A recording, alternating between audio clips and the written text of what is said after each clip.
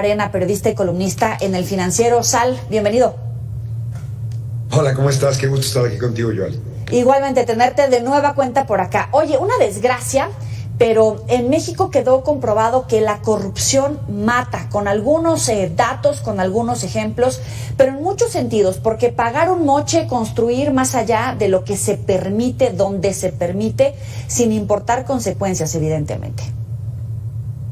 Yo creo que en un día como estos, Joely, es muy importante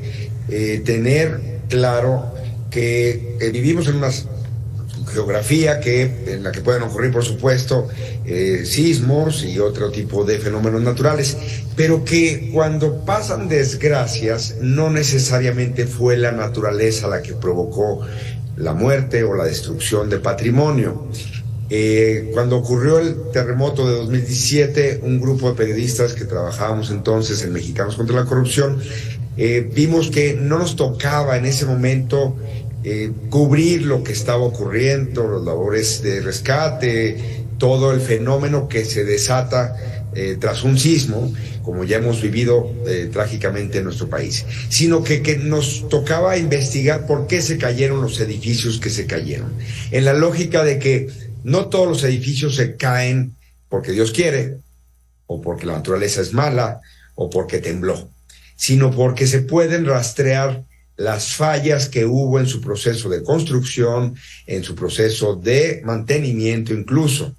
Entonces hicimos 28 investigaciones que duramos un año elaborándolas, que querían contestar esa pregunta: ¿por qué se cayó mi edificio? ¿Por qué se cayó este edificio de aquí y no el de al lado? Y lo que documentamos en esas investigaciones, una investigación a cargo de la Coordinación General de Telma Gómez Durán, es que en cada uno de los 28 edificios que publicamos ahí, en cada uno de ellos había habido denuncias de los compradores, de los inquilinos, de los vecinos, de que estaban ocurriendo, de que había señales de que aquello no estaba bien,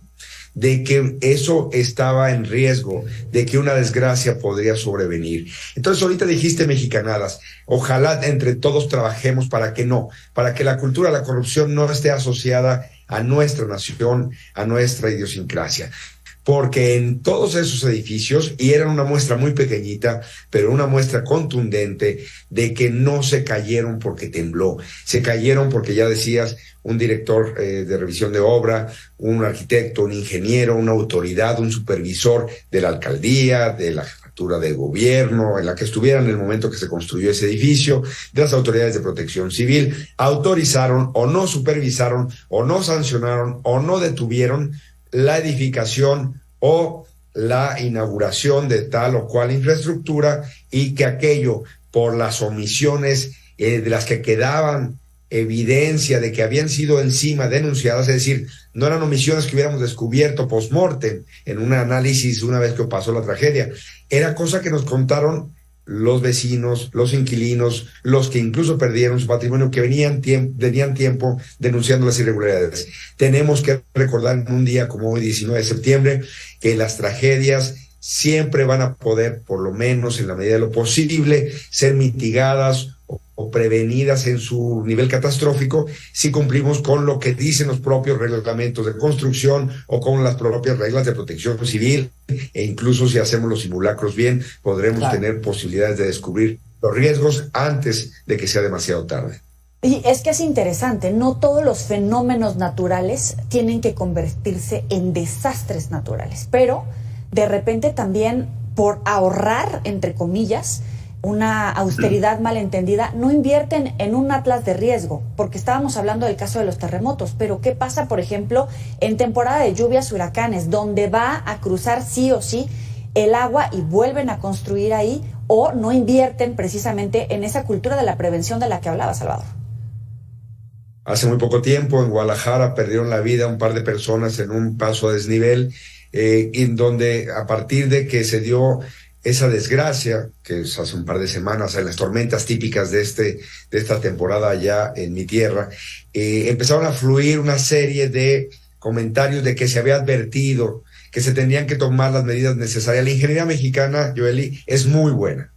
es mundialmente reconocida por su capacidad, pero si no se cumplen para empezar, con las leyes mismas de la ingeniería. Y si no se acatan los reglamentos y si no se respeta que donde había los lechos de arroyos, de ríos, va a volver, como se dice coloquialmente, el agua busca su cauce. Si no se hace la infraestructura necesaria para que se conviva con la naturaleza como es debido y con la protección de lo que ahí se construya para que resista en los términos que se puede prever y son en buena medida previsibles los efectos de las lluvias convencionales, incluso más allá de lo normal, pues entonces va a sobrevenir una tragedia. En este caso cobró la vida de 2 personas, lamentablemente, el caso que refiero de Guadalajara, pero en otras situaciones ha cobrado muchas más vidas. Tenemos entonces que estar atentos, decías el Atlas de riesgo. Tengamos en cuenta que vivimos en zonas donde muy a menudo hay que estar revisando cómo se dio la urbanización sin orden y volver a decir, bueno, si ya está ahí eso, vayamos con los ayuntamientos, exijamos que hagan un atlas de riesgo, que se revise si no está muy cerca entonces tal población de lo que era un cauce del río y qué va a pasar si llega un desfogue como el que también pasó y que afectó a una clínica del IMSS hace un par de años en la región de Tula y que el agua que cayó en Ciudad de México terminó ahí provocando la muerte de personas a partir del desbordamiento de un río en una clínica del IMSS. Todas esas cosas no son obra de la naturaleza, son mala previsión por una parte de quien construyó o permitió que ahí se habitara o que ahí se construyera y de quien luego, habiendo ocurrido eso, no supervisó y no mitigó los riesgos o una serie de obras que pueden hacerse y que deben hacerse para que la población esté lo más segura posible. Salvador, y para concluir, bien lo decías, si hay un simulacro hay que ponernos en ese escenario, porque esos segundos de práctica te pueden dar segundos para salvar la vida. Tan es así que hemos aprendido, afortunadamente, digamos, la construcción que se hace ahora en lugares como la Ciudad de México tiene las lecciones trágicas de un terremoto como 1985 y afortunadamente en otros terremotos como el del 2017 fueron menos, muy lamentables todos y cada uno de ellos, pero fueron muchos menos los que colapsaron. Pero otra vez, la corrupción mata, no la tragedia natural, no el fenómeno natural. La corrupción es la que luego no tendríamos que confundirnos, a la que hay que revisar por qué ocurrieron los decesos o la pérdida de patrimonio de las familias. Entonces, hoy, cuando hacemos simulacros, no nada más aprendamos a salir bien de nuestra casa, ordenados, a tener las cosas preparadas, los documentos, no nada más aprendamos eso. Aprendamos a revisar las estructuras, aprendamos a demandarle a las autoridades que los manuales de protección civil se cumplan más allá de la contingencia y que estamos habitando en colonias, en barrios, en poblaciones, ciudades que están todo el tiempo pensando cómo protegerse mejor antes de un fenómeno natural y no pues una vez que ha ocurrido este. Salvador Camarena, como siempre un gusto tenerte por acá para el auditorio de Mega Noticias. Muy buena noche. El gusto es mío. Hasta luego.